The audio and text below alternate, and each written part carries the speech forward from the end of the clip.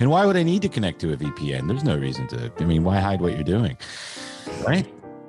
What were you doing on the VPN, Tim? I'm calling the FBI. I was watching things you're not supposed to watch unless you pay for them. Oh. Yes.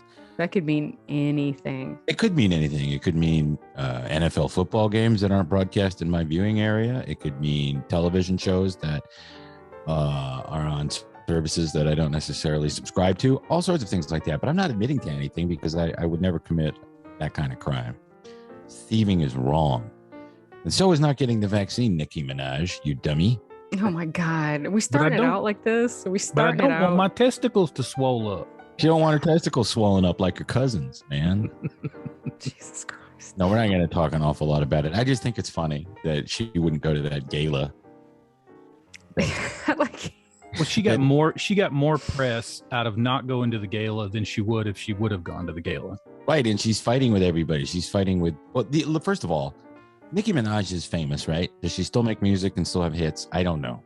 I liked her music when she was super popular. I guess, 2010 to 2013? Yeah, maybe? it's done. Megan Thee Stallion, she took the crown. It's over for Nicki. She's old. She's out the pasture.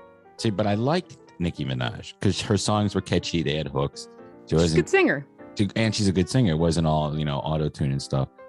But I do like that she, and so she's famous. But the people she's arguing with, does anyone know who Joy Reid is? No. The talk show host, right? Yeah, or she's on in MSNBC. MSNBC. Nobody watches that show except for conservatives who want to get angry and liberals who want to have their, egos fed. Whatever. You watch it if you like something and you don't watch it because you want to hate watch it and get mad. I don't know. She's not famous. She probably has 300,000 people watching her show.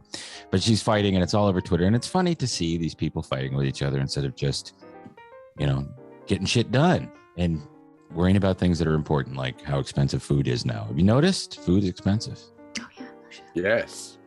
Everything is getting Everything's expensive, yeah. I'm in a Twitter battle with that Joy lady that invented the Wonder Mop. Why? I just hate those things. Why don't you like the Wonder Mop? Is that the one that you squeeze? It has a little thing that you pull up. Is that what you're talking about? Yeah. The twisty thing? Why? You don't like that mop? No, that's a piece of shit. Oh man, we have the old school mop with the ringer and it looks like hair, like an old barrister wig. Oh, like the big yellow janitor bucket. Yeah. No, we don't. I like the old sponge with the lemon press on the end of it. Oh man, that never worked. And you should have seen it when I would mop the floors at my mom's house, which was I think a biannual event. Every 6 months, maybe we'd clean the floors. And they would it would be like that fresh yellow sponge. And then by the end of it would just be caked with an even darker yellow nicotine and dog dander and poop. And the floor changed color.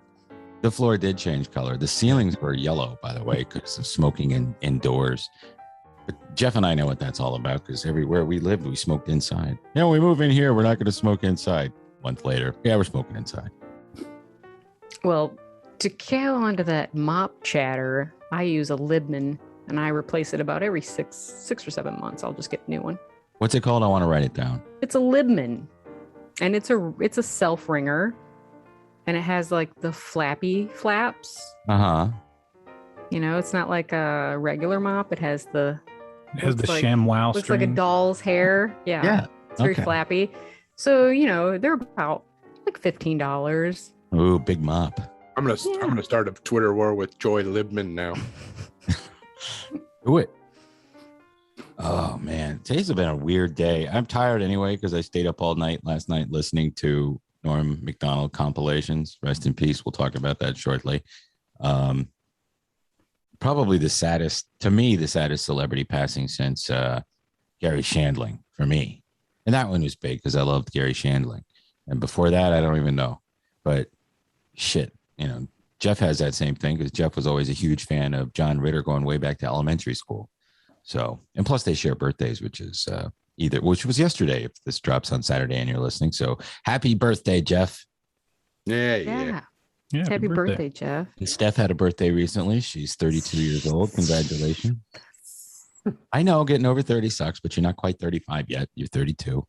You're 39 and then you're dead. Yeah. That's all we need to count. 39 and then you're Ira's birthday too. Today or when's it? Oh, same day? Share a birthday. Oh, let me write that down and I'll do one of those little social media posts. I always picture Ira doing the twist on his birthday. Yeah. Hey, he texted me and asked me if I want to go over to the Chattahoochee Food Works and get cheesesteaks, but I was like, nah, I don't want to do that. Why? People. So? Money. You're vaccinated. You can afford $20. $20 for cheesesteaks, a little much. That might be good cheesesteak. You're not Paul Stanley. You're not going to get COVID just by going out for some cheesecake. I mean, I was around a whole bunch of dirty roadies. Those roadies are making out with guys and girls and having unprotected kissing. That's not what we do. Gene and I are adults, and we don't do that anymore. Only in the 70s when we were worried about AIDS, late 70s and mid 80s, we wore condoms like C. Everett Koop said. C. Everett Koop was the first Surgeon General that anybody knew and paid attention to. And then the next one they knew was Jocelyn Elders, who said that children should be taught when they're young to masturbate. So they got rid of her. She was Clinton's. And then after her, I don't know any of them. I thought C. Everett Koop was still the guy. No, C. Everett Koop's fucking dead, I believe. Oh. Well, he'll always be dead by now. He'll always be the guy to me. C. Everett Koop and not Jocelyn Elders. I mean, Jocelyn, I like some of her ideas. They're a little wacky, but she didn't have mutton chops, so died in 2013. I'm not paying attention. He's alive? 2013, he died. Oh, 2013. Well, rest in peace. Too bad we weren't on then. We would have done a whole show about C. Everett Koop. He'll always be our health guy.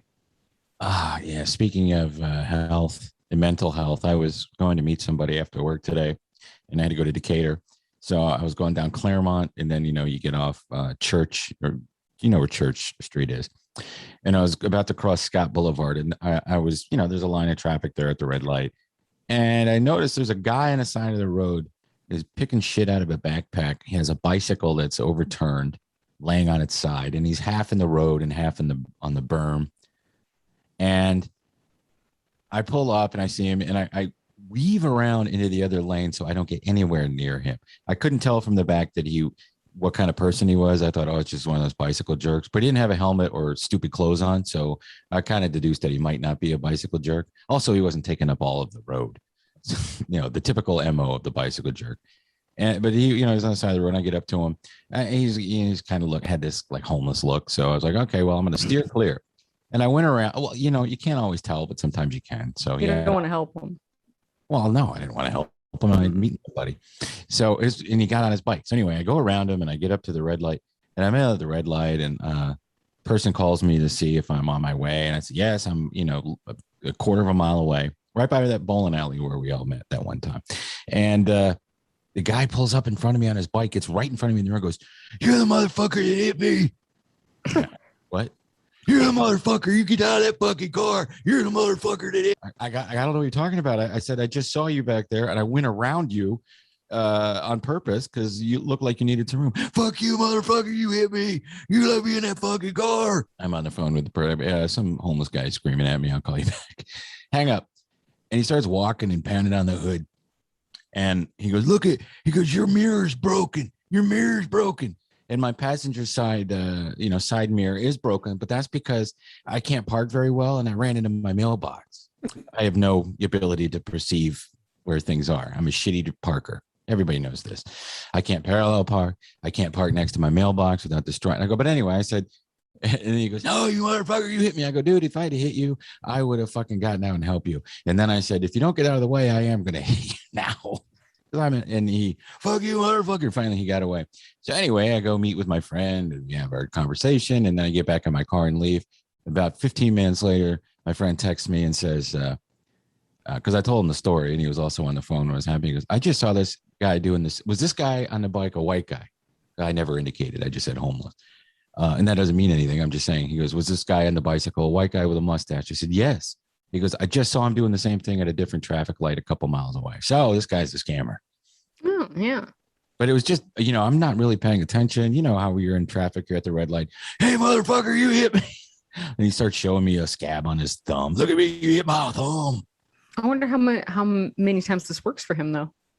How much money has he gotten out of doing this? I don't know. I mean, what was he expecting me to do? Go, here's $20. I hope you feel better. He was probably looking for a set of wax lips. it was that lady's great grandson. Hey, you didn't have your consigliere with you to lip him. You and your buddy used to make fun of my great grandma. Give me my fucking wax lip money. We're all over the place, but that's why we call it Radio Labyrinth. Oh, by the way, thank you guys for listening. I don't think we do that enough, or I don't do that enough since we're at the beginning of the show. I want to thank everybody for listening and sharing your time with us. You're in your car or at home or doing chores or sitting in your underwear in your easy chair with a fan on you while you're looking at porn with the sound off and listening. No, don't listen to us when you're doing that. Well, I mean, you gotta get it in when you can. You can listen to porn with the sound on and Radio Labyrinth podcast at the same time. But yeah, keep your pants on. No, well, it doesn't matter to us really. Man, as long as you're unzipped, you can keep your pants on. Yeah. But whatever you're doing when you're listening to the show, we appreciate it. We're watching the show. One of my old coworkers, an old friend of mine from 96 Rock Days, sent me an email and he said that he was watching the show and he wanted to say, he liked the way it looked and liked the way it sounded. So that's also including you guys. So yeah, come on. It wasn't him. Aw. I bet you $100,000 he's never seen a second of this. Oh, I bet you he watches it all the time. I bet you he does. He doesn't care about TV and shit like that. Oh, yeah, I guess that's true. But I've watched his. So there. Dang it. You guys add anything on here about what's going on with y'all? Family fighting on Facebook about the vaccine. And your family is? And rights. Who has rights and who don't have rights. And that's your family doing that? You can't post any kind of a meme or anything, and then it just evolves into some nonsense. And I want to say, you're all brainwashed idiots. None of this means anything, and we're all going to die. So shut up. Yeah, we're all going to eventually die, whether it's tomorrow or 10 years from now. Stop arguing. Who cares? Right. Who cares? Jeff's all pissed because watermelons are $6. They are. I haven't bought a watermelon in over 20 years, I'm sure. But when did they become $6 for a watermelon? Like 13 years ago. Yeah, they're expensive. You know what happens when I buy watermelons? Like, I haven't had watermelon in a while. I'm going to bring home some watermelon. We each have a couple pieces, and then it's like, time to throw the watermelon away.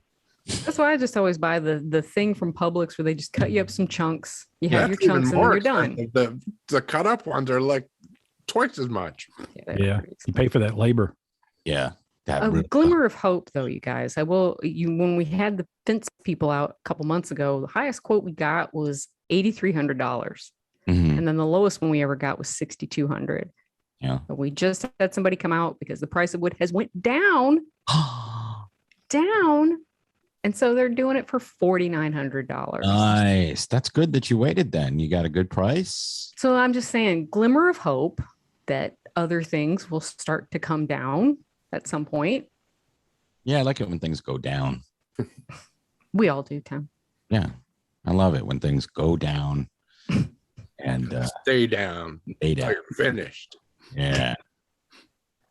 That's great though. That's a huge chunk of savings. It is. So I don't know. Just because it was so highly inflated, the wood price was like insane.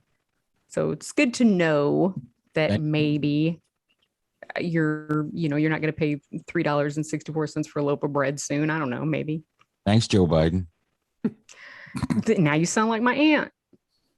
I'm saying thanks, Joe Biden. I'm giving him thanks. And then my other aunt who jumps in and says, "Burr, you did." That's what it all sounds like. Biden,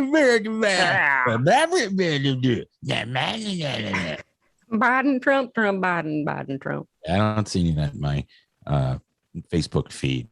Again, I will avoid it if it's a family member. I just don't look at it and keep going. I know my. I just don't understand how you could be so passionate about two freaking octogenarians. I mean, how are you this passionate about either one of these old fucks?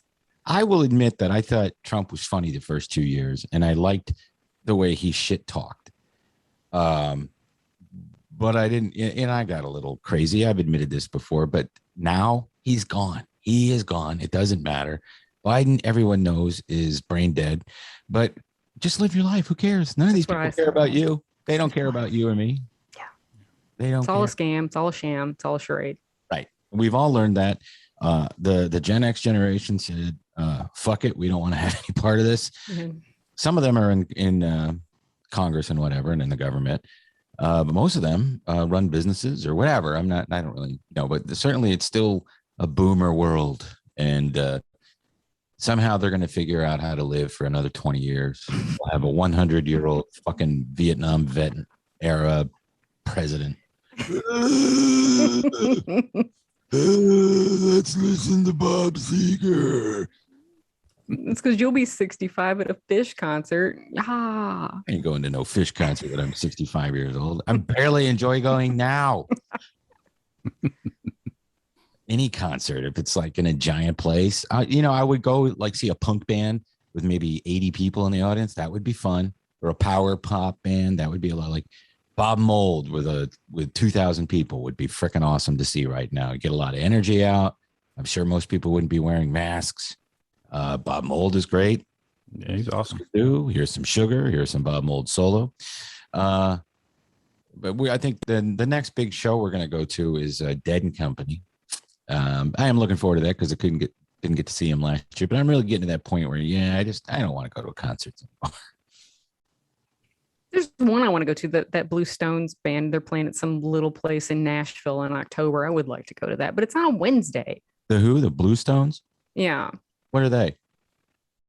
It was my staff pick a few weeks ago. It's a Canadian duo rock band. Yeah, we'll go. That's what I'm saying. It's on a Wednesday and it's in Nashville. It'd be different if it was on the weekend, but you're not coming here. All these bands are playing weeknight shows now. I don't know. It's just when they can get in the venue or what. I guess. Yeah, it's just the way it falls. There's only so many weekends, and they got to fill up the rest of the time on tour. So, is your brother on tour, Dustin? Yeah, they just put an announcement out yesterday. They signed with ATO Records, which is the same record label that My Morning Jacket and Black Pumas are on. Oh, cool. And they've during COVID they had already recorded, I think, an album. Actually, I think more than one, really. Since they had so much time. St. Paul and the Broken Bones, right? Mm-hmm. St. Paul and the Broken Bones. They haven't released the album title of the new album yet, but I'll let everybody know on social media or on here when it does. I got introduced to them at Mary Todd when I was working down there, the barbershop in Cabbagetown. They play a lot of eclectic music, and it was on one of those video channels. So that guy, man, what a voice, the lead singer. I forget his name. Paul. Is he a saint? Yeah, actually, yeah. He was raised to be a minister until he was 18, and then he changed his mind. And he was going to be a Lutheran minister, and then he just turned 180 degrees and started singing like Al Green. Oh wow! Well, he has a hell of a voice. If you're out there and you've never listened and you're watching on YouTube, just go up to the little search bar and type in St. Paul and the Broken Bones, and then watch some of the videos. It's pretty awesome. The guy sings like he's Wilson Pickett or something like that. Mm-hmm. I didn't watch the MTV Awards, but I haven't watched the MTV Awards probably since the early 2000s. So to be fair, maybe late 2000s. I don't know any of the artists. I don't care. I think they all look ridiculous. And I'm not alone. I get less than 600,000 people watched it. Could you imagine? Everybody that was on there that you knew were people that are no longer relevant. Right. And they're just there. They're just there to be there. Like, I guess Machine Gun Kelly and his... Didn't he get in a fight with somebody? They started to fight, and then someone snapped one of those pictures that looks like somebody said on Facebook, it looked like a modern painting, like a... Yeah. John Krasinski watching it.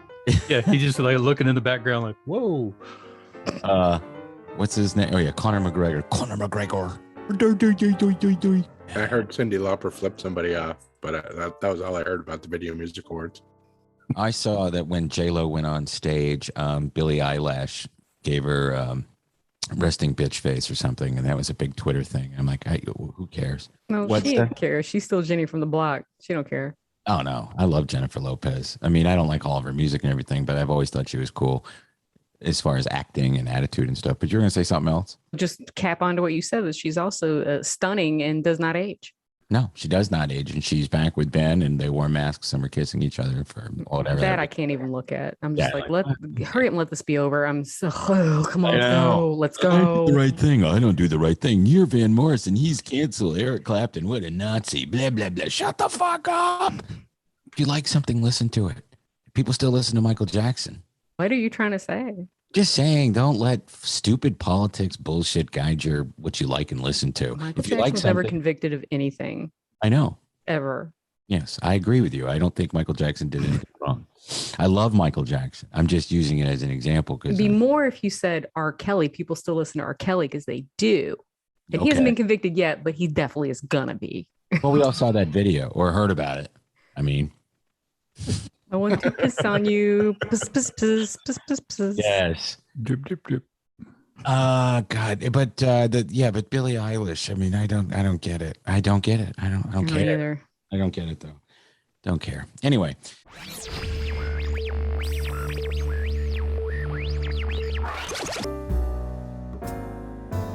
The thing I do care about, and really was a shock to me, and I'm sure to every fan of his out there, was passing of Norm Macdonald last Tuesday.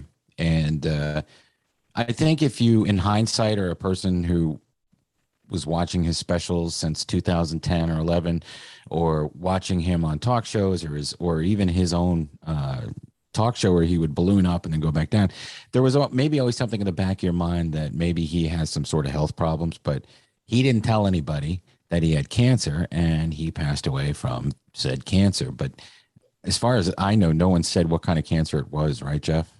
No, but he was a smoker for a long time, so you got to imagine. Yeah, and a heavy smoker. Yeah. Eric was talking today on the radio show that he saw him at a comedy club, and he must have been in his mid-20s when Eric was doing comedy. He said his fingers were yellow as shit. But then again, who knows? It could have been any kind of cancer. But it's a classy way to do it, though. Just don't tell anybody. Do the Black Panther route. Yeah, Chadwick Boseman, he didn't do any. He didn't do your work and keep your personal stuff personal, and it's nobody's business. And think of how extra hard it was for him in the last year and a half of his life. He can't do anything. He can't do stand up, anything like that. He did a YouTube show called Quarantined with Norm Macdonald. There's 5 episodes that he recorded during the pandemic, which I never watched, but I'm going to watch them now. Oh, the one with Chevy Chase is especially good. Yeah. They're all good, but the one with Chevy Chase is really good. The one with Roseanne, I believe, was good. But it's such a fucking kick to the balls of the comedian that, I mean, when did you first become aware of him? Everybody. Saturday Night Live. Yeah, Saturday Night Live. Doing the news and being well, didn't he first do commentary when Kevin Nealon was doing the news? What do you mean, like as a side? Yeah, like they would bring in A. Whitney Brown, or they would do the thing with John Belushi where he'd lose his mind and get angry. Or Al Franken. Yeah, like me, Al Franken. I think that's how we got started. But him in that new season when all those new people are on in the mid 90s, and the show turned another corner and got really, really good again. But he started doing the news, and it was this weird sort of taking the Dennis Miller approach to the news and pushing it even further.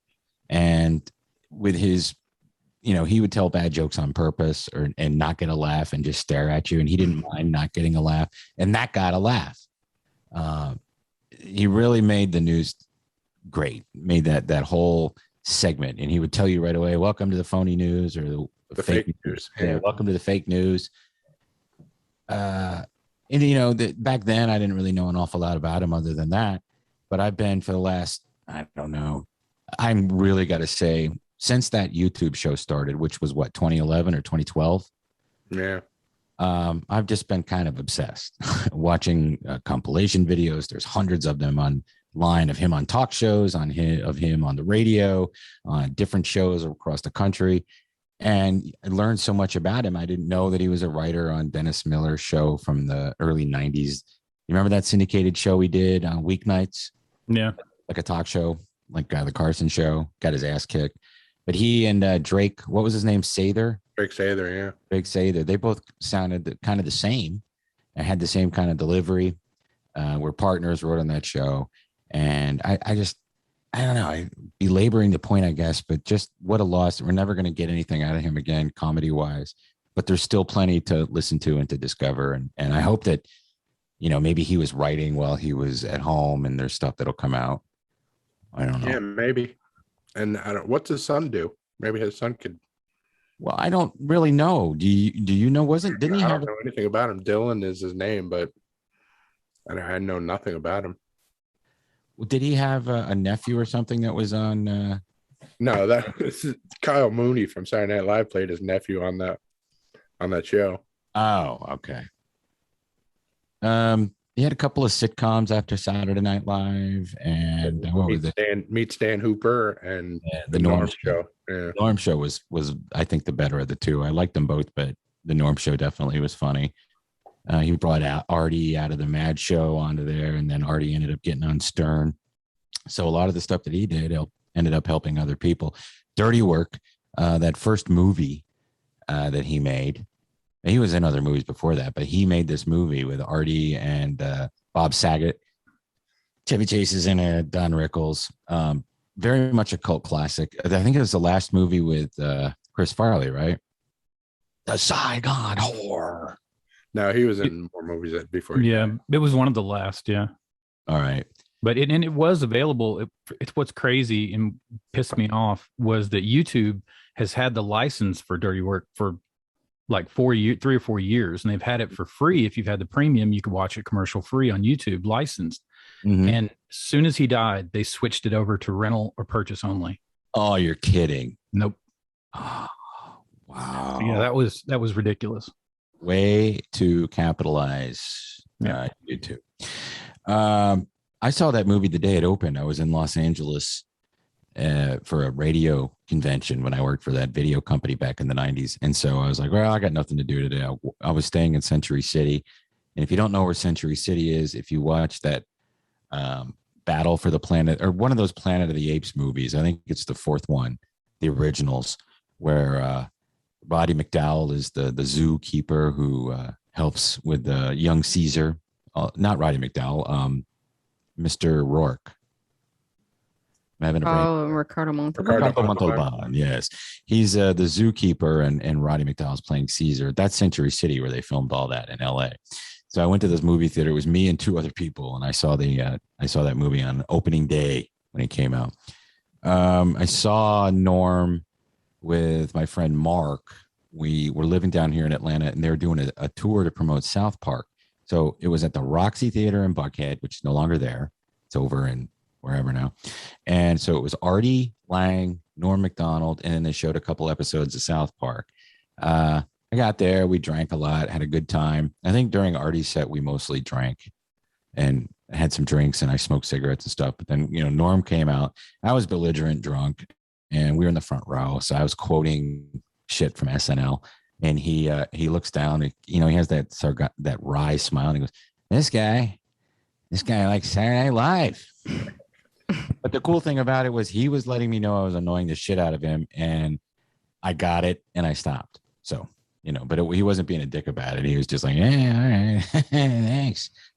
Still one of the best stand-up shows I've ever seen. And then Jeff and I saw him, when was that? 2016, maybe? Yeah, at the Improv, the most soulless comedy club I've ever set foot in. It's not open anymore, but it was like a ritzy place with tables, and everything was so formula. It was really boring. I like our comedy clubs, the ones that we've been to the most, which would be the Punchline, which even though it moved out of that old house, that classic place where it was, it still feels like the Punchline, and the Laughing Skull Lounge. I like those 2 places. I even liked the Funny Farm when it was up in Star Time. But anyway, so seeing him a couple times was great. I just keep blathering on about it, but it really sucked. But I posted something. If you guys want to add anything, please do. I feel like I'm Dylan, his son. You can find a YouTube channel called Third Triumvirate, Triumvirate. And it is a sketch comedy that he does with his friends. So he's doing comedy and making sketches and videos. So, wow, good news. And now the fake news. But I was watching a clip of his Netflix show when he had Letterman on. He was talking about after he died. He's like, I want people to be really sad. Who, Norm said that? Yeah. Well, like, there'll be parties later, but right now, just be sad. Well, mission accomplished. And he was like, I think my biggest mistake was buying this deathbed. I like a couple of videos that you can find on YouTube. The one where he's on Conan with Courtney Thorne-Smith, and she's promoting her movie with a Carrot Top, and he just keeps making fun of the movie and making fun of Carrot Top. And finally, she says the name of the movie, chairman of the board, and Conan goes, "Do something with that, funny guy," or something like that. And he goes, "Board is spelled B-O-R-E-D." That's hilarious, just because it totally hits Conan out of left field, and Conan just cracks up for real.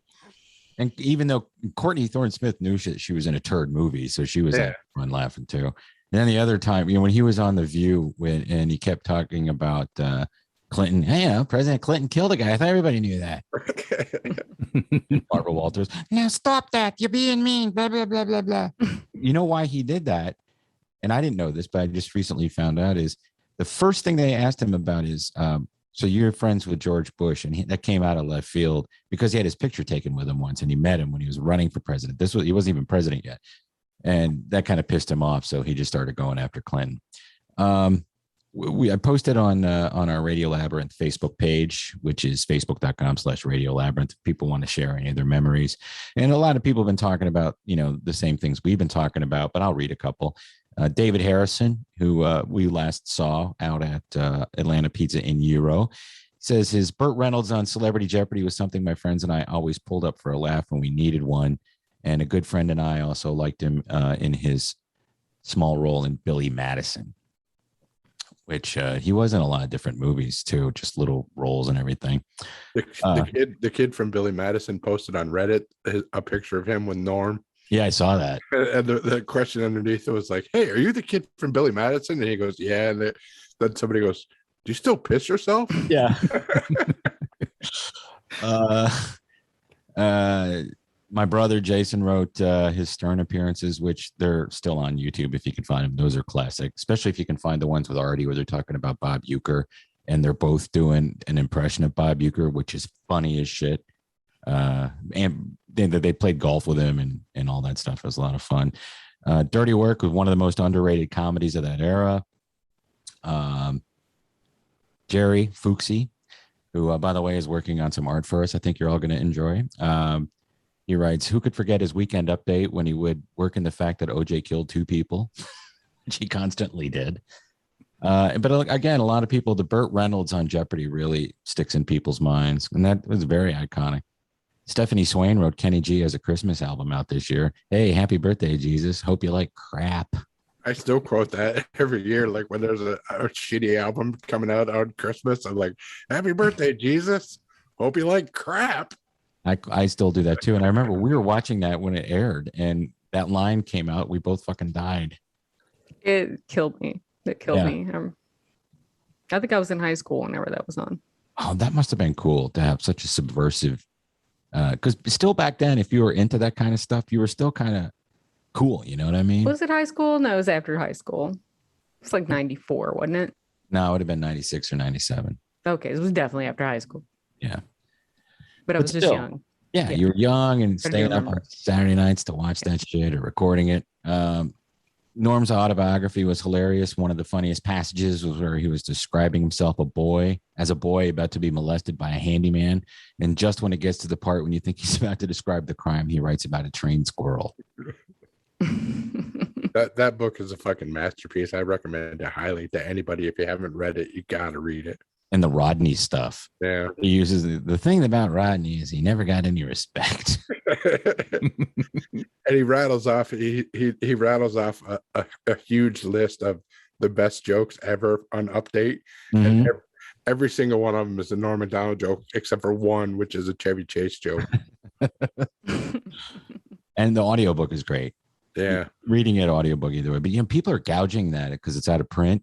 Someone was telling me the cheapest hardback they were finding on Amazon was $400. So if you need $400 and you have that book, put it on eBay. Jess writes, he told the most hilarious story on Corolla years ago about banging his friend's wife in the pooper while said friend was outside cutting the grass. The way he described it had me in tears. You banged her in the bathroom or in the butt? Yeah, maybe both. Yeah, both. Yep.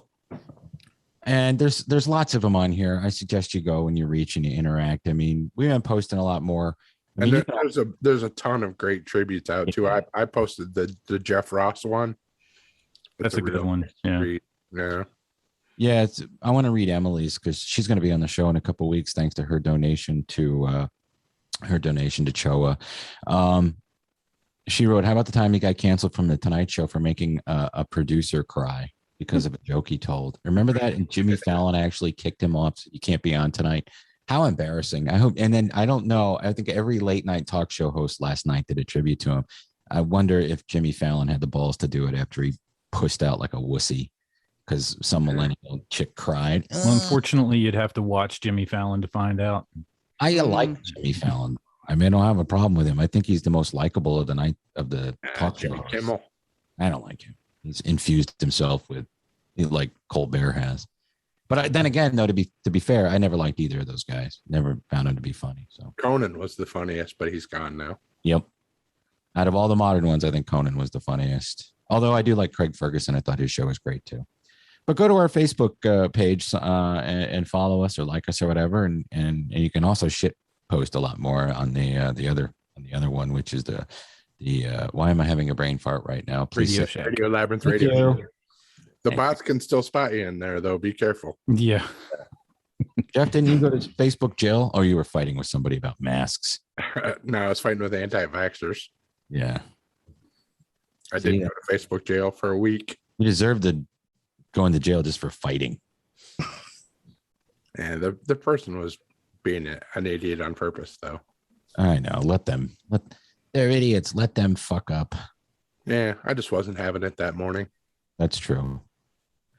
So, rest in peace, Norm Macdonald. And we definitely are losing all the comedy giants. There's very few left. But anyway, rest in peace, Norm Macdonald. And we'll be right back.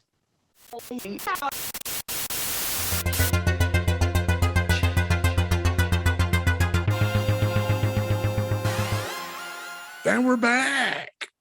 We are back, but now we're going to do a little thing called Scared Steph. These horror movies debuting in October will have you sleeping with the light on. First of all, horror movies never scare me that much to where I have to sleep with the light on. Do they scare you that much? No, not twice. Sleep with the light on.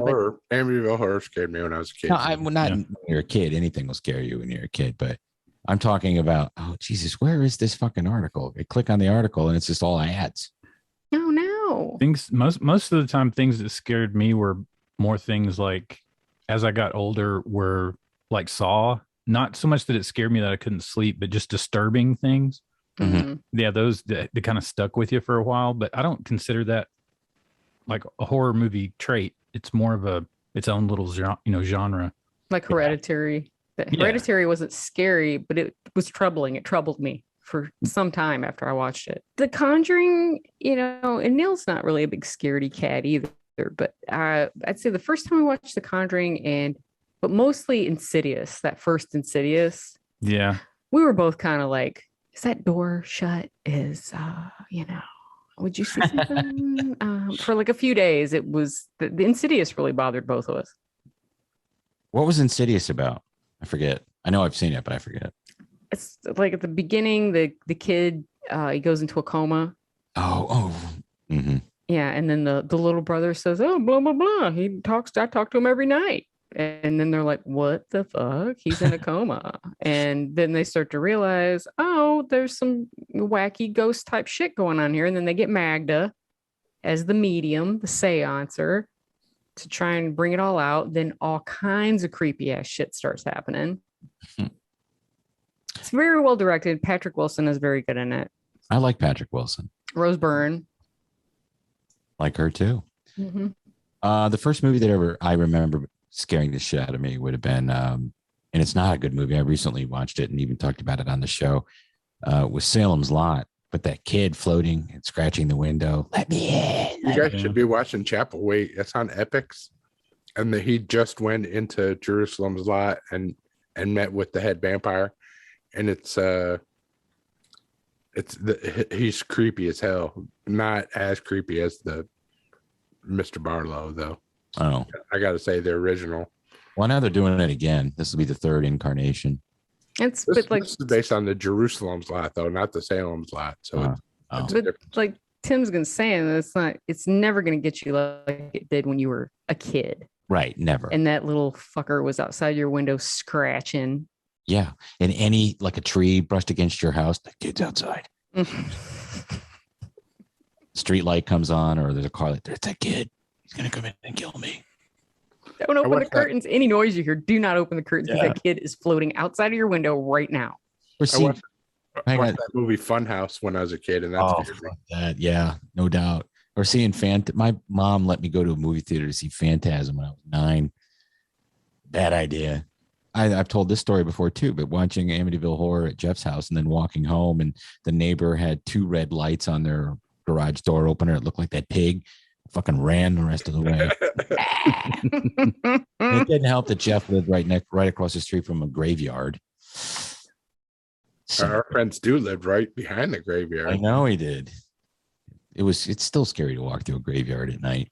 Oh yeah. I used to do it all the time. I know I did too, but I didn't mean I liked it. So that was the cut through from your house to Stu's house. You just cut through the graveyard? No, he lived across the street. Yeah, the graveyard was behind Stu's house, and I was across the street from Stu. So. Oh, okay.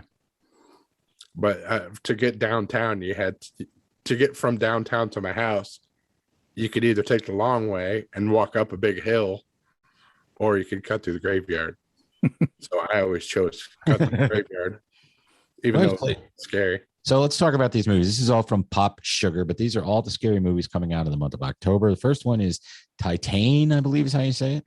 A French horror movie, or a woman becomes pregnant after having sex with a car. And yes, it's as wild and weird as it sounds. Is that a yay or a nay for you? I don't want to step on Jeff's segment, but didn't that win the Palme d'Or? All right, car fucker. Maybe that'll be a good movie. Car fucker. Number 2, Coming Home in the Dark.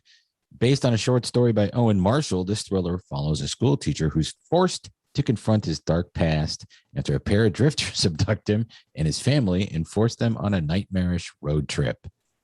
It's an awful lot to digest. I wonder what he did that was so bad, and why would drifters know about it? Yeah. And I mean, this sounds like some torture, like they torture him. Well, if that's in it, I'm going to watch it because that's a genre of film that I missed, that 2000s, that torture porn. Let's play a game. I'm going to saw your nipples off. Tape them to your forehead. Yeah. You have the key inside of Uranus. Black as Night, number 3. 15 years after Hurricane Katrina ravages New Orleans, this Amazon Prime Video original follows a resourceful 15-year-old as she battles the vampires taking over the Big Easy with the help of her friends. That sounds like a teenager shit. Yeah, it does. Starring Keith David. Oh, well, I like Keith David. Mm-hmm. How'd you get the Franks over to beans? And of course, his epic fight with Roddy Piper and They Live is the best fight scene ever put on celluloid. Bingo Hell, number 4, another Amazon Prime original, revolves around a group of elderly friends who, while fighting off gentrification in their neighborhood, discover their beloved bingo hall is being overtaken by a more insidious force. Is it Jeff Leboff? No, it's a side joke. Sorry. That might be funny. It does look funny. Number 5, There's Someone Inside Your House, adapted from Stephanie Perkins' novel of the same name. A slasher flick stars Sydney Park as Makani, a teen from Hawaii. After moving to live with her grandmother in Nebraska, Makani discovers that her new classmates are being targeted and murdered one by one. I don't know. Doesn't sound scary to me. All these Nah. movies seem like they're on Amazon Prime. As Amazon, Where they must have paid for this article. A bunch of Halloween movies. I love that time of year, by the way, watching all these scary movies, but I always watch the ones I've already seen. Yeah. It's hard to find one that's new that's intriguing. Mm-hmm. But the lady who fucked the car, I'll probably watch that one. The Manor, Amazon Prime's fourth original thriller for the month, follows an elderly woman who is moved into a historic nursing home after she suffers a stroke. As she settles in, she begins to suspect her fellow patients are under the influence of a supernatural presence. It looks like Barbara Hershey, but who knows? It does look. I think that's Barbara Hershey. You're right. Barbara Hershey. Yeah. Oh, here's one for me and Dustin. Lamb, set in rural Iceland. This supernatural horror flick tells the story of a childless couple who discover a newborn sheep and decide to raise it as their own. However, the couple doesn't realize that the lamb was born as the result of sinister forces. Have you seen the previews to that? No. It is nuts. Really? It looks like Midsummer. Midsummer. Oh God. It looks like that style, but it's a sheep herders, and the baby is actually a sheep, but it's not a baby. Oh. It's really weird. Okay. Is that going to be on Netflix? It didn't say. Probably Amazon Prime. Amazon Prime, yeah. The ninth one is Fever Dream, based on some lady's novel. It says this trippy thriller follows a young woman who lies dying in a rural hospital clinic alongside her neighbor's son. However, a wild and terrifying conspiracy unravels throughout the film. Okay. Here we go. Number 10. Halloween Kills. In this sequel to 2018's Halloween and the 12th in the Halloween franchise, Jamie Lee Curtis, Judy Greer, and Andy Matichak return to reprise their roles as survivor Lori, her daughter Karen, and her granddaughter Allison. I guess they take on Mike Myers again, who for some reason just can't die. I'll watch it. I love this one. I love all of them, even the bad ones. The ones I hate the most are the ones by Rob Zombie. Yeah, I don't like his at all. Mm-hmm. I really don't. But even the shitty ones, and a lot of people don't like Halloween 3, but I think it's great. Yeah, I like it. Oh, Halloween Kills. I'm going to watch this. Here's another vampire one, Night Teeth, twisty vampire thriller, which includes the all-star cast of Debbie Ryan, Sydney Sweeney, Alexander Ludwig, Lucy Fry. I don't know any of these people. Never heard of any of these bitches. Megan Fox. All-star cast. So that's probably going to be a nope for me. Only a couple more. Hypnotic, featuring Kate Siegel, Jason O'Mara, and Dule Hill. Hypnotic follows a young woman who seeks the help of a renowned hypnotist. To her surprise, the intense sessions end up having deadly consequences. What is he banging her while she's out? Last Night in Soho. This looks interesting. The psychological thriller revolves around a mysterious woman living in 1960s London and a modern day woman connecting with each other to experience the 60s in London. And it's more horrifying than she imagined. That looks cool. Yeah, that's the newest Edgar Wright movie. Edgar Wright, yeah. All right. I'm down for that one. And the last one on this list actually looks good. Yeah, I want to see this.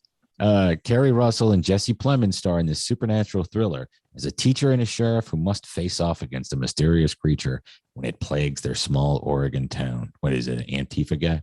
The Shape of Water director Guillermo del Toro produced this one, so you know it's going to be good according to popsugar.com. But Antlers looks fucking good. I think that's probably going to be the best of the bunch. Wasn't Kevin Smith going to make this movie, Dustin? Well, I'm not sure about Kevin doing it, but I know that this movie has been put off since 2019. Really? I mean, from the very beginning of COVID, they pushed it, and it's just been kicked along. And the previews look amazing. It's really cool looking. But yeah, it does look a lot like a mix of Tusk and Red State kind of put together. And both of those movies are good.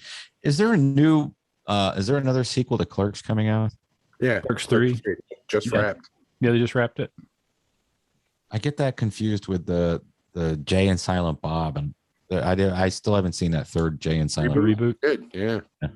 All right. Well, those are the Halloween thriller scary movies coming out. Are you scared, Steph? I don't catch my breath. What's your go-to one movie that you rewatch every year around October? Is there one? the original Halloween, that's like a Christmas story. You know, you Yeah. always watch a Christmas story one time at least. I know. The same thing with Halloween. I have to watch it.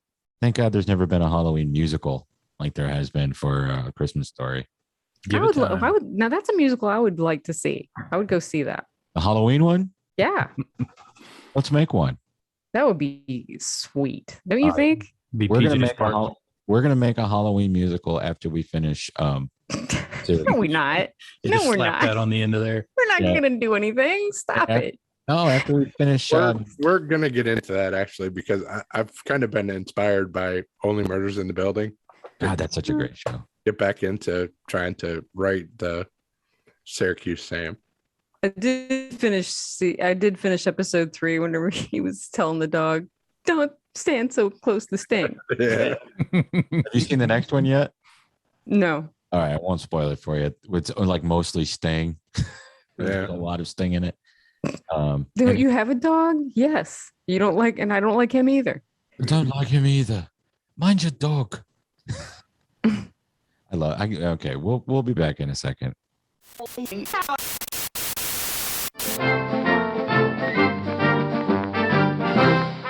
Yeah, we're back. All right, so a couple of news stories, what we watched, and we'll wrap it up here shortly. We already talked about the VMAs and all those award shows nobody cares about. I guess the Emmys are coming up. Good luck to everybody. Maybe we'll recap it if stuff we like wins. There's a couple of news stories. Phoebe Waller-Bridge is possibly going to replace Harrison Ford as the lead in Indiana Jones, which means no one will go see any Indiana Jones movies anymore. What did she just leave? She just left the remake of something. Mr. and Mrs. Smith. Oh, why would She they was do that? remaking it. She was Mrs. Smith. And who was Mr. Smith? Donald Glover. There you go. Yeah. Mr. T. And she just left. She left right while they were filming it over creative differences. Yeah, her and Glover didn't get along. Well, they're both creative geniuses themselves, so that's weird. Why would they remake that movie? It didn't even do that well when the original came out. Was it only a couple years old, right? 10 years, maybe? Yeah, 15? the only reason why it did anything was because they were both hot at the time. Yep. That was it. It was 2005. All right. Well, 16 years ago. But back to Phoebe Waller-Bridge replacing Harrison Ford. Kill it. You don't need to do this. Yeah, Why are you doing it? Just because it makes money? Yeah, there's already Lara Croft movies. You don't need a female Indiana Jones. Right. She could be a new person. She could be Phoebe Waller-Bridge, Jungle Explorer, who took a class with Indiana Jones and was inspired to do what he did. And then he's dead now, so she's got to go find all this shit. There you go. I solved it for you. Speaking of Only Murders in the Building, they were given a second season. Very cool. That is such a fun show to watch. Doesn't take itself seriously. You know what you're going to get with Martin Short and Steve Martin for sure. So it's a fun show. We all recommend it. And if you haven't watched it yet, give it a chance. Steve Martin with that cat leg. I was Cat leg out of his dying. pocket. He says, "It's warm now. Now it's warm." It's one of those rare shows that my wife and I watch together and laugh the whole time. I mean, we both do. It's just hysterical. Yeah, And- it's very funny. Let's see. Cops is coming back. Speaking about things coming back, Cops was canceled because it was, too mean to have on TV in the woke era. But Fox Nation, which is going to be Fox's pay-per-view, streaming, whatever, they're going to bring it back. So if you want to watch Cops, you can pay for it. Yeah. Fuck that. Jeff Bridges says his cancer is in remission, but he now has COVID. No, he's just over COVID. Oh, he's just over. Yeah. COVID. He said COVID kicked his ass worse than the cancer, though. Really? Yeah. He said his cancer was what was it, like 9 by 11 centimeters was the size of the tumor, and they shrunk it down now to the size of a thimble. Oh, like that's with his stuff, and it's gone into remission. So, will they yeah, remove it with surgery or just no, it's in a place that's inoperable, but they're trying to just keep it, keep it dormant and live with it. I heard ivermectin can cure cancer. Oh, Jesus. Eat 7 tubes of it in 2 seconds. Nay. Hey. I really do appreciate the fact that Norm kept his sad shit to himself the whole time. He didn't tell anybody. I 100% agree with that. It's exactly what I'll do. I'll just go underneath the house and die like an old dog. No one will know the difference. They'll just be like looking for me. Where is she?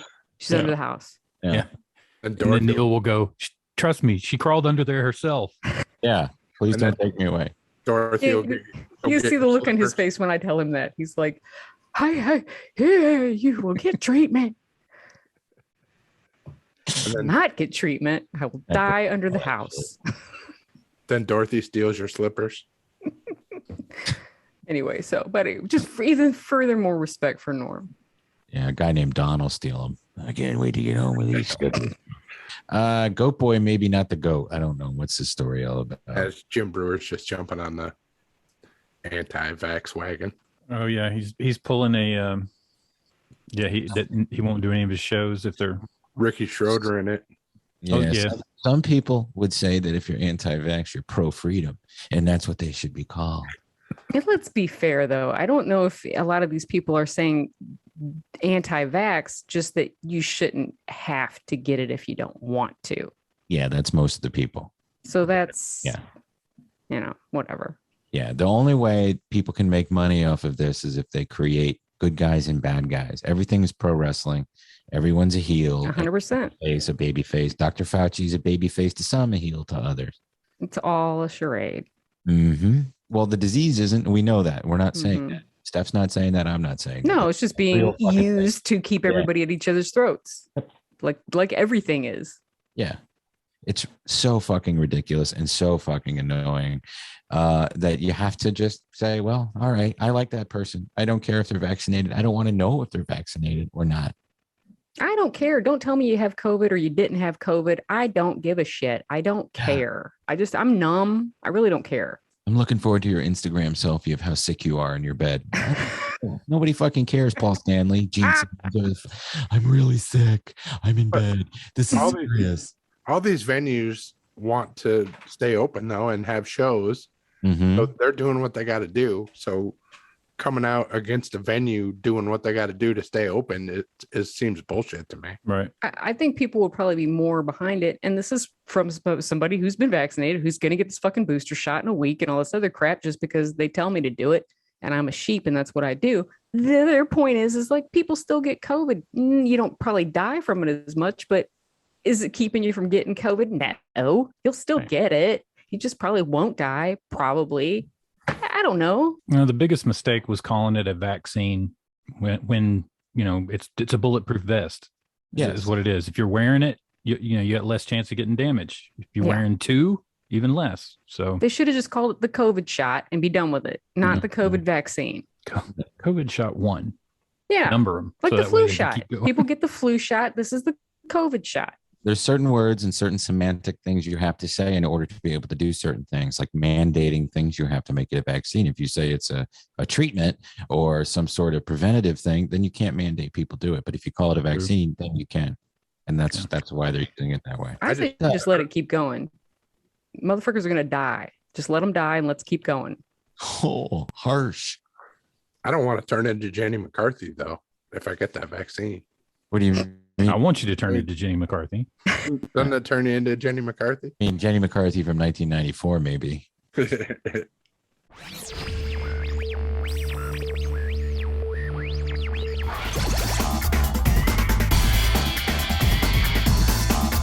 So let's talk about what we watched. I'll go first because I didn't really watch anything. I'm caught up on Only Murders in the Building. Gil's been sick, so it's kind of tough to watch. She's had a little bit of a cold, so we haven't really watched a lot of television. I started Titans, and I had no idea what to expect. Steph, you were right again. And I had no idea it was so bloody and violent. And that first scene when Robin is beating the shit out of all those guys and stabbing them. I like the way the story's being told. The characters are good. So I don't know how Jeff said it last week. I don't know how we slept on it, but it's a great show. Yeah, I like it. I towards the end of season 1, it's a little bit magoo for me, but I'm gonna keep going with it because I've Maybe heard the that it gets blind? better in 2 and then 3. Crashing into And, people. huh? You said it gets Magoo, so It's just And I don't know. It's just like Our this, guy from Blood Drive is in it too, playing the Hawkman. that's right. I wonder where I knew that guy from. And I realized where we missed it from because it started out on the DC channel, the DC network that they had.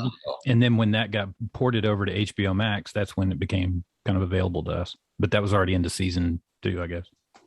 Well, it's good. I also watched the first What If with Captain Carter. That was really well done and good too. Have you guys all also those have been fun. I like the What If Black Panther became Star-Lord. Yeah. Yeah, that was touching. Was Yeah. it good? I haven't seen it. Yeah, and it was Chadwick Boseman doing the voice. So Oh, that's cool. it was like Yeah. his last thing. All right. Well, I'll keep watching it then. I did not watch it because of the next couple episodes. I just was like, oh, this is really good. I'm gonna have to keep watching it. I started rewatching the Venture Brothers just because it's fun. And my staff pick is this week's episode of Gilbert Gottfried's Amazing Colossal Podcast. Kevin Pollak is the guest.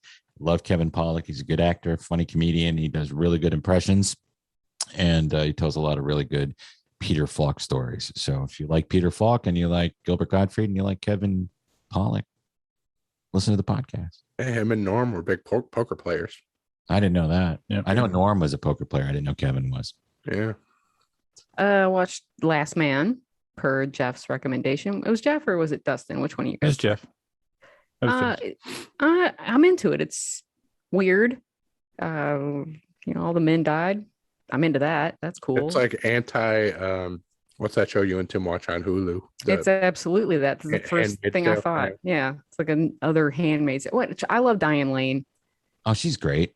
And she's the president. And the chick who plays the Secret Service agent, she's a badass. I mean, it really does get you from the first scene, when she's making that bomb and the whole thing. So I'm on episode 3 now. I just started episode 3, but I like it. Last Man. I watched that movie, Kate. I don't know why this movie's getting hate because I hear that it's not getting very good reviews. And Elizabeth Winstead was a badass in this movie.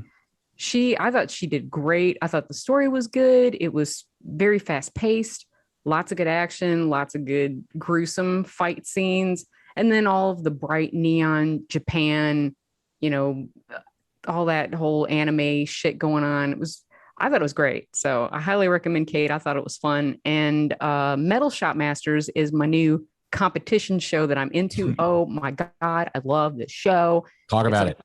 Get that jacket off. It's these, which I'm very proud of my nephew, Jay. My nephew, Jay, just started, I think it's Local 151. He is he's a metal fabricator. And I was very proud of him that he's doing that now. But these guys, they're all artists and they're from all over the place and they give them a challenge and they got to create some shit out of steel, fabricated or whatever.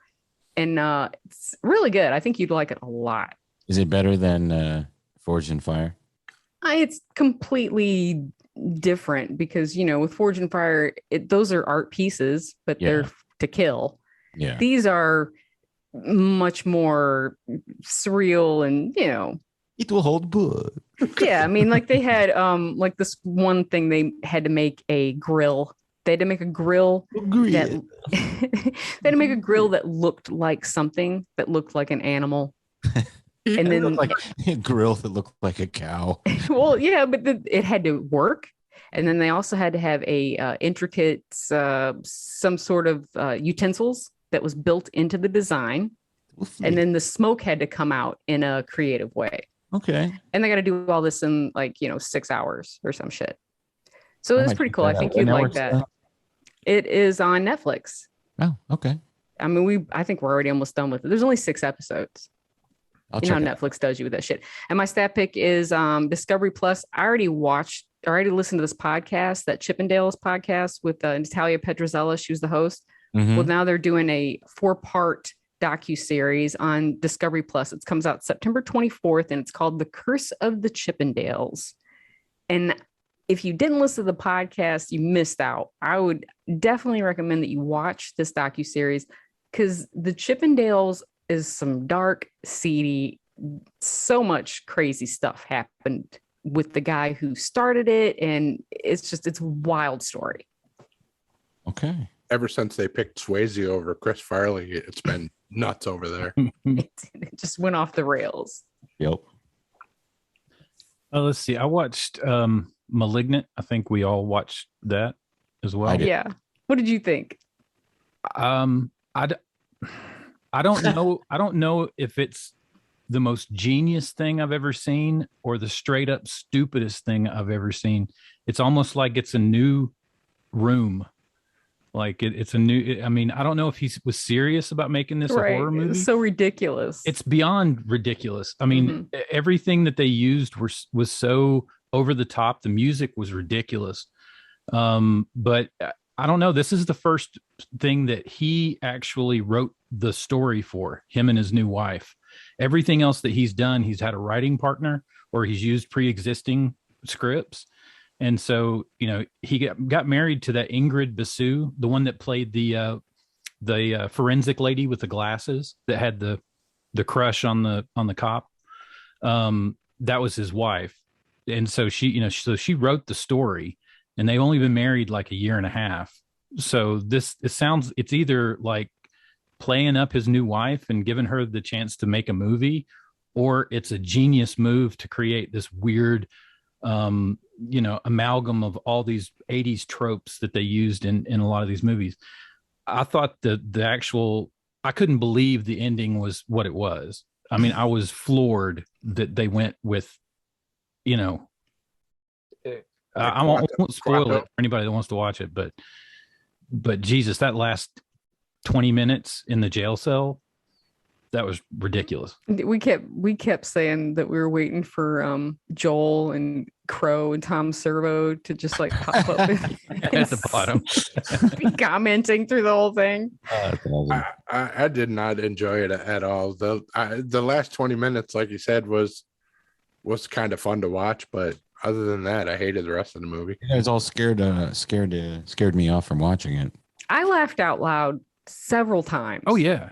Because it was so preposterous. Okay. Yeah, the best thing, if you do watch it, watch how they show the outside of the house like 50 times in all these different lightings and smokes and like all this stuff. But it's a 2-story, 1,200 square foot house, like an old Victorian like mill house. But anytime they show the interiors of it, it's got like a 30 by 40 living room, like this master bedroom suite that goes across the whole house. And it's just like, that's not possible at all. It like takes you out of all the aerial shots or the drone shots or whatever, like from above. Yeah. Well, that was the thing. They did when they were making this movie. I did see a little thing on it where they built the entire house in the studio. And all of the house is built with these tracks on the walls that held cameras, so they could do these weird, where they go from one floor to the next floor with one continuous shot. So like all of this stuff was really modern and really cool. It was just like they handed a guy that was so sophisticated with making a movie and making it look so polished, but they handed him a turd to work with. And it was like just polishing, you just polished a turd up and that's the movie. I mean, that's what kept me into it, was the direction. The direction was good and the production value was so good. Yeah. I watched Monsters of Man on Prime. Any good? It was a story about these robots that are made. The military is going to be testing them for the first time. So they send them to this village to basically wipe out a village as practice. But they don't know that there's Americans in the village. It was good if you like kind of District 9. It was kind of very District 9 looking. Okay. But it's on Prime, called Monsters of Man. I finished Stephen King's book Under the Dome last week, and great book. I loved it. The characters were really good. Too. Yeah, the book was good. Yeah, I think Big Jim Rennie is probably my new number one villain for Stephen King books. He was vicious. They did him so wrong in the show. You're going to be so disappointed, man. Yeah, I watched 2 episodes of the series. So I started watching the series because I'd stayed away from it because I hadn't read the book yet. And yeah, I already seen in the first 2 episodes they just go so far off the story that it's going to be. Plus they extended it. It has 3 seasons out of I don't get how they're going to drag it all out. But I'll see if I stick with it or not. I'm not sure. And it got real dumb real fast. Yeah. My staff pick is HBO Max on September 18th. They're starting Batman: The Audio Adventures, and it is a straight up radio play. It is 10 chapter series of like a noir Batman radio play with multiple voice actors, music, and live Foley artists doing all the sounds. So it's what do they have on screen during this thing? They have this really cool looking old radio with a bat symbol, like as the glass that's lit up in the center for the dial. And then they just leave it on. Yeah, they just leave it on. I think it probably will look like one of those, those fireplace YouTube videos that'll just run a fireplace. It's just something that just loops. Right. But I mean, the little pieces that they show in the preview, or let you hear in the preview, I mean, it's got a lot of stuff going on. So I'm interested in in anything. If somebody's trying to revive a radio play, that's kind of cool. So I'll give it a listen. It's Batman 2. So are they going to make more money on this? Are they going to make more money on this on HBO Max than they would putting it out as a podcast with ads? I don't know. I mean, it may port over. I mean, if it gets enough, gets a good foothold. I imagine them continuing it over as a podcast. It'd be a smart thing to do. I mean, if you're going to give it some, you want to give it some advertisement, put the first season on HBO Max and then run it to a podcast. But that starts on the 18th on HBO Max. I don't see why they're doing these audio shows on television. It seems weird to me.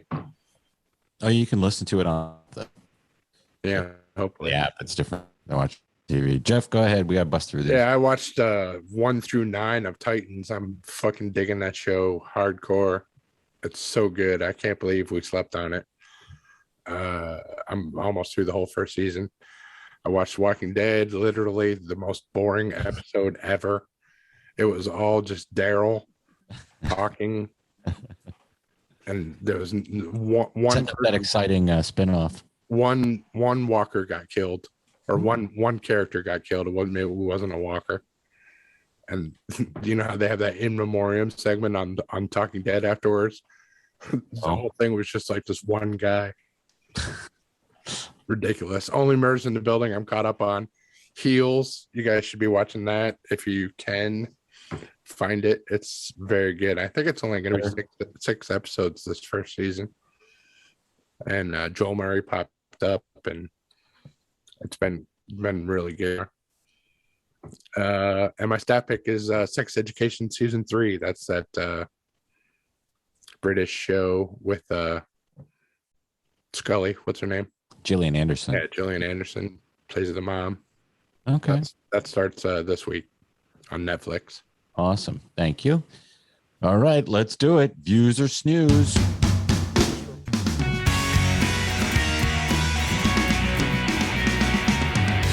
Yeah, just real quick, Cry Macho, that's the new Clint Eastwood movie coming out on HBO Max. I'm going to view it. It looks pretty good. Clint looks pretty spry for a 91-year-old dude. Yeah. I'll give it a view. It's a Clint Eastwood movie. I mean, he's a great director. I've always liked his movies, but yeah, I don't know. The story seems a little overdone, but yeah, it looks a little ridiculous. I'm gonna view it. I'll view it. Steph? I'll view it, I guess. Views. Number 2, The Morning Show, season 2 starts on Apple TV this week. Views for sure. I love the first season. Yeah, I did too.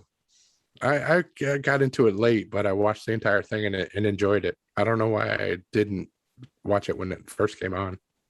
You were watching Women on the Moon. No, I mean, I like everyone on the show. I like Jennifer Aniston. I like Steve Carell.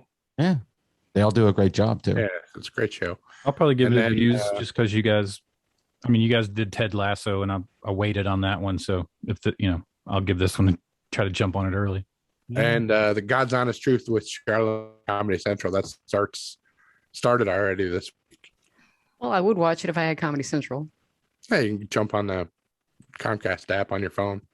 Well, then maybe I'll probably watch it. Yeah, I like Charlemagne. I think he's a good interviewer. Charlemagne the God. Yeah. He does always push people, and he doesn't always just take the side of people that you think he's going to take the side of. He definitely asks hard questions. I'm just going to be honest and say snooze because I probably won't ever watch it, but not because I don't like it. I thought it looked pretty good from the stuff I've seen in the promos. Like they're showing commercials for it during nor from Queens. And so I think it looks pretty good. I'm going to views it, at least a couple of them. I'll snooze it for the same reason Tim is. I won't get a chance to watch it. All right. Well, that's most of the show. We still have one little thing to take care of. We need to talk about the doggy. Oh yeah. Hey, Barry. By the way, how's your dog doing? How's the latest? Barry, he's over here. Can you see him? There he is.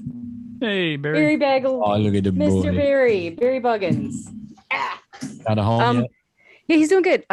So we have the Barkville 5K this Saturday in Alpharetta, and Barry's gonna run walk / that with me for the rabies, and we're gonna do that. The rabies fun K run, and then he's going over to meet this couple again because they texted me today. I didn't think they wanted him, but they do want him. So he's going over to their house, and he's gonna like run around their house, and they're gonna see if he's good dog. You'll have to do that thing where you don't knock anything over for the first day, and then if he can at least do that, if he can like not knock stuff, don't you look at me like that. If he can not knock stuff over, then maybe it'll be okay. But so wish Barry luck. If you can focus, you can't really see him. There you go. Come into the light. There he goes. There he goes. Baby Barry. Broccolini. Barry Broccolini.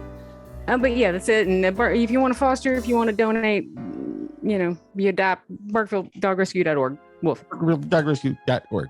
All right, guys. Until next week, please remember to keep it canon. And K9.